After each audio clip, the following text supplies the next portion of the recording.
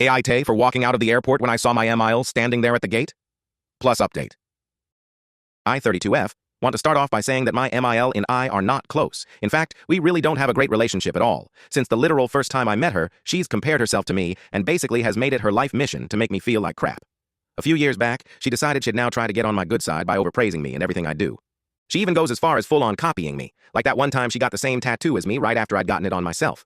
And when everyone pointed out how ridiculous it looked on her, she actually blamed me and accused me of trying to make her look stupid. So, anyways, my husband, 34M, and I took 2 weeks off work to go partake in some classic tourism at a few places outside the country. The catch here is that I am actually the one who did the saving and spending on this trip, and my husband was only in charge of booking our tickets.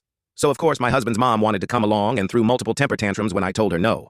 She called, texted, sent people to talk to me into letting her come, even threatened to call the police and make up some complaint about me to get us to stay home if she can't come with. My husband started saying we should just bring her, but I told him he was wrong to even tell her about the trip in the first place. He ended up giving me an ultimatum, saying he wouldn't go anymore if she can't come. So I told him I'd gladly call his bluff. This made him take his words back basically immediately and say, fine, I will tell her to stop because we aren't going to take her.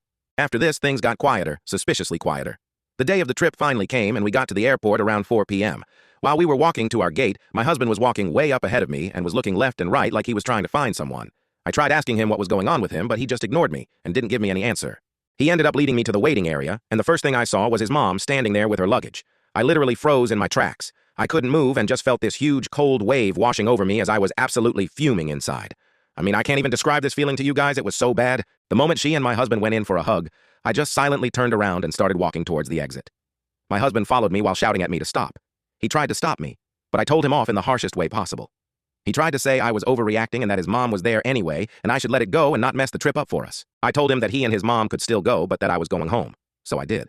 And when I got there, I literally just sobbed into my dog's fur for longer than I'd like to admit.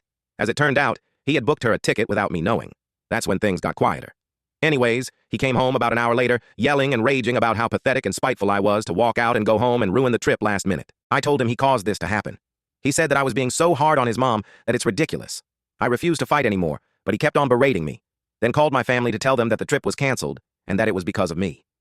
My family said that I shouldn't have ruined it for myself and should have sucked it up and done my best to enjoy our time there. So now I am asking myself if I am really the a-hole. Update. Hi everyone. I don't even know where to begin.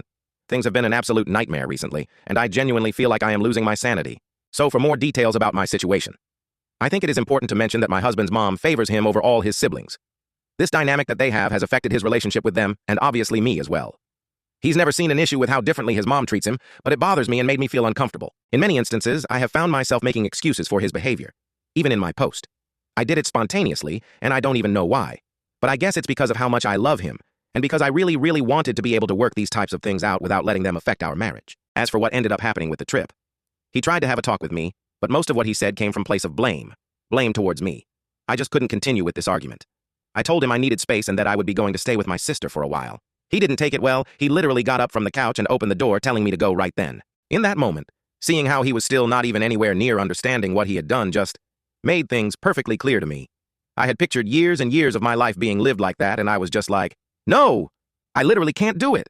I can't take any more of this, especially when he keeps focusing on just being right every time. His mom can do no wrong, and I'm always stuck being the aggressive, crazy, jealous overreactor.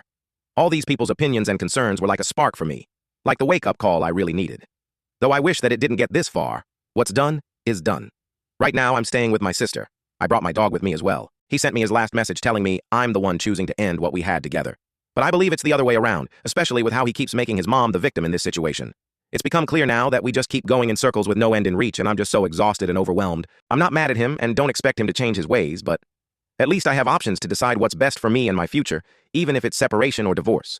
A big thank you to those who reached out with resources that I feel very, very lucky to have come across. Just wanted to give you an update since many of you asked for it.